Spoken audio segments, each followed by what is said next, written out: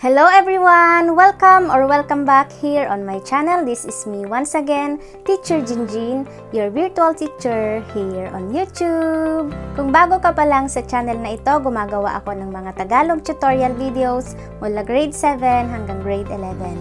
Kung interesado ka, please like, subscribe at i-click mo na rin ang notification bell para ma-notify ka kapag may bago akong upload na video. Just keep on watching! Magandang araw mga minamahal kong grade 10 learners! Nandito na tayo ngayon sa inyong weeks 5 to 6 tungkol naman sa seconds, tangents, segments, and sectors of a circle. At sa video na ito ay i-guide ko kayo sa inyong learning task number 1. Dito sa inyong learning task number 1, use the figure below to match the definition in column A and its description in column B. Since pinalitan ko yung mga letters, bibigyan ko lang kayo kung paano ninyo sasagutan yung learning task 1 ninyo. Okay? Kasi mas magandang mag-solve kapag kayo mismo yung magsasolve. Dito kasi meron yung answer niya is more than 1. I-review lang natin, di ba yung segment, ang symbol niya is, halimbawa ito, line segment DE. So, line segment DE is pareho siya sa line segment ED. Pareho lang din yan, okay?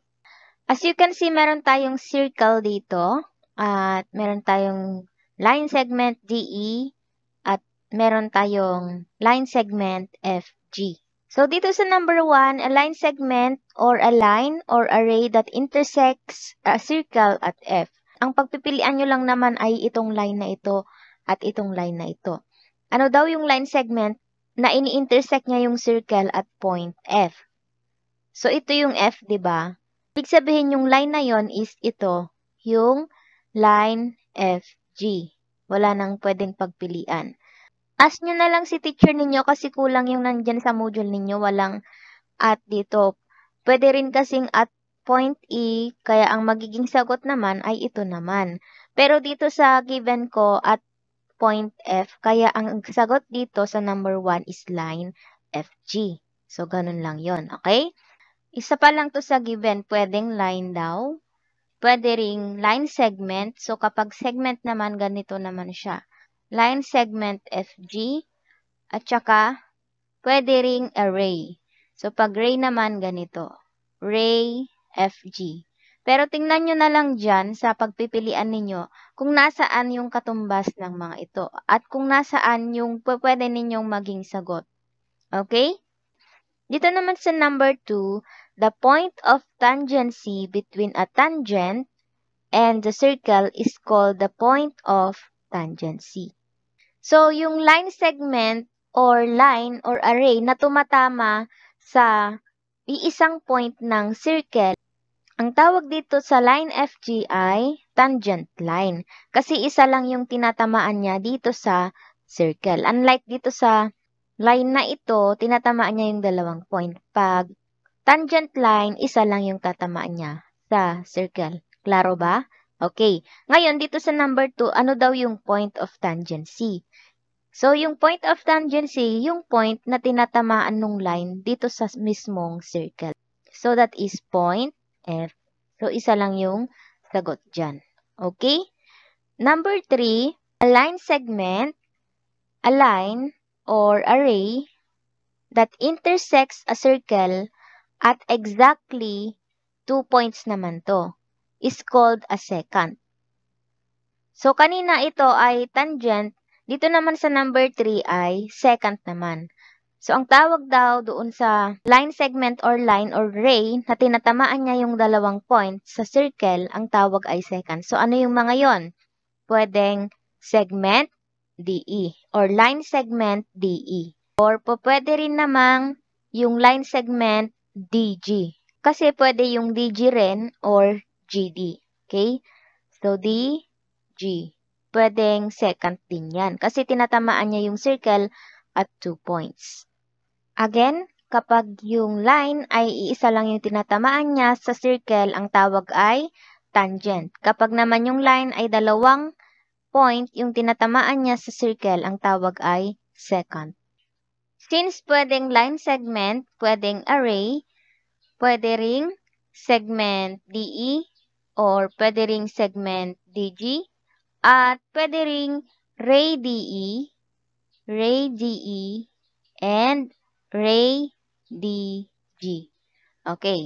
So, ito yung mga pwede ninyong pagpilian. Pero, tingnan nyo dyan sa module ninyo kung nasaan dyan yung pinaka-best choice or best describe this statement. Next, dito naman sa number 4, a second segment is a segment with one endpoint on a circle, one endpoint outside the circle. So, isang endpoint daw sa loob ng circle at yung isang endpoint niya ay nasa labas ng circle. So, anong second segment yun? Itong point na to, papunta sa labas. So, that is line segment DG. Line segment DG. Dito naman sa number 5, an external second segment is the part of a second segment that is outside a circle. So, external second segment naman daw. Yung nasa labas na segment, part of a second segment that is outside a circle. So, paano yan? So, yung external second segment, part ng second segment, so ito yung second segment natin, di ba? That is outside the circle. So, nasaan ba dito yung nasa labas? Itong point, di ba? Or yung point E? Yung point E, ibig sabihin, that is segment EG. Okay? Segment EG. So, yung external second segment dito ay yung segment EG. Number 6, the tangent segment is a segment whose endpoints are the point of tangency. So, nasaan dito yung point of tangency? Yung F, di ba? And the fixed point outside. Ano yung fixed point dito sa labas? Yung point G. So, that means, ang tangent segment, ito naman yung from this point papunta doon. So, that is segment FG naman. So, ang tawag sa segment na EG ay external second segment. At kapag tangent point naman yung kasama nung nasa labas, ang tawag naman doon ay tangent segment.